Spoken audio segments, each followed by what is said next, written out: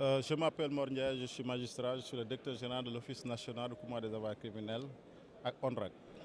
Oui, cette vente aux enchères initiée aujourd'hui, qui est la 10e édition depuis la création de l'ONRAC, entre dans le cadre de la valorisation des avoirs.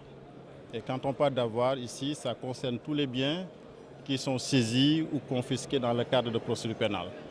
Pour cette 10e édition, pour l'essentiel des lots qui sont proposés à la vente, ce sont des avoirs qui ont fait l'objet de saisie dans le cadre de procédures pénales, soit initiées par le pôle judiciaire financier, soit par le tribunal de grande instance hors classe de Dakar. Pour l'essentiel donc de ces lots, ils sont constitués de véhicules, comme vous l'avez constaté dans la présentation. Il y a aussi des ordinateurs, des téléphones portables et d'autres biens encore. Bon, pour l'essentiel, ces biens, comme je dis, ce sont des biens qui sont issus des enquêtes, des procédures relativement à la lutte contre la criminalité économique et financière, y compris la criminalité organisée. Donc, ce qui fait que pour la plupart, pour l'essentiel, je peux dire que ce sont des biens qui ont été confiés à l'ONRAC pour la gestion et la valorisation il y a de cela peut-être 4-5 mois. Si on devrait faire l'évaluation pour l'ensemble, nous avons 52 lots, comme j'ai dit, constitués à 80% de véhicules qui peuvent être évalués approximativement, peut-être à une centaine, voire plus de 200 millions d'avoirs. Mais comme je l'ai dit à propos donc de la vente, de la description de la procédure de la vente aux enchères, une vente aux enchères, a priori, on ne peut pas savoir ou on ne peut pas indiquer le prix du bien.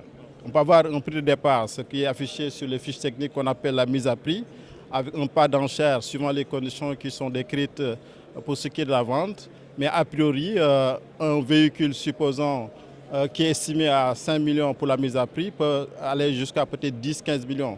À travers les deux biens qui ont été mis en vente tout à l'heure, vous avez constaté que nous sommes passés du simple au double, voire même au triple. Ce qui fait qu'aujourd'hui, on ne peut pas a priori dire que la valeur des biens est estimée à tel montant, mais ce qui est évident, ça augure justement d'une belle moisson pour l'ONRAC qui est chargé de la gestion des avoirs saisis confisqués dans le cadre de cette procédure pénale. Alors, suivant la procédure qui est prévue dans le code de procédure pénale, les avoirs qui sont saisis confisqués et qui sont confiés à l'ONRAC au fait d'aliénation, à la suite de la vente, le produit est consigné au niveau de la caisse de dépôt-consignation. Je précise que l'ONRAC a un compte au niveau de la caisse de dépôt-consignation. D'ailleurs, cette structure est représentée ici. C'est la caisse qui récupère par le truchement de la banque qui a été déployée donc, les montants qui ont été adjugés.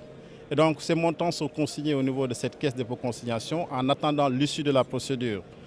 J'ai précisé tantôt que ce sont des procédures qui sont en cours. La vente avant jugement étant prévu par le code de procédure pénale. Donc le produit est consigné en attendant soit une décision de non-lieu, parce que ça peut arriver, une décision de relax en cas de renvoi ou d'acquittement suivant la nature de la procédure, ou même une décision de condamnation, donc confiscation des avoirs qui ont été préalablement saisis. La saisie est une dépossession provisoire, la confiscation est une dépossession définitive.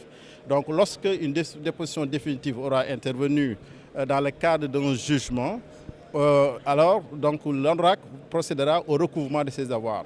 Parce que préalablement, le produit a été déjà consigné au niveau de la caisse de dépôt et consignation. En cas de non-lieu, comme je disais tantôt, ou de relax ou d'acquittement, la restitution se fera non plus en nature parce que le bien est déjà aliéné, mais ce sera une restitution en valeur. Donc c'est vraiment une façon de valoriser les avoirs, éviter la dépréciation des biens meubles qui sont saisis pour l'essentiel des véhicules. Par exemple, un véhicule est fait pour rouler. Donc la procédure pénale, comme je l'ai dit très souvent, a une vie. Elle peut être courte, mais très souvent elle est longue. Donc elle peut tirer sur 2 ans, 3 ans, 4 ans, 5 ans. Donc il y a lieu de valoriser les avoirs. Et c'est dans l'intérêt de tout le monde, contrairement à ce que les gens pensent. La vente en jugement, pour moi, est dans l'intérêt de tout le monde, de toutes les parties. Que ce soit la partie poursuivie, la partie civile éventuellement, s'il y en a une victime, et même l'État. Parce que même pour l'inculper, la personne qui est poursuivie, lorsque il y a dans 2, 3, 4 ans, 5 ans, on aura éventuellement décidé que cette personne n'a rien fait, alors cette personne pourra retrouver au moins la valeur de son bien.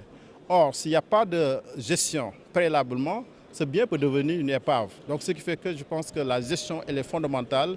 C'est dans l'intérêt de la personne poursuivie, c'est dans l'intérêt aussi de la partie civile, parce que comme j'ai décrit tantôt, Il y a aussi la procédure d'indemnisation qui a été vraiment une initiative législative qui permet à certaines parties, certaines victimes de se faire indemniser sur les biens de leurs débiteurs. Pour l'État, évidemment, lorsque le bien est au niveau de la caisse de conciliation, le recouvrement se fera facilement.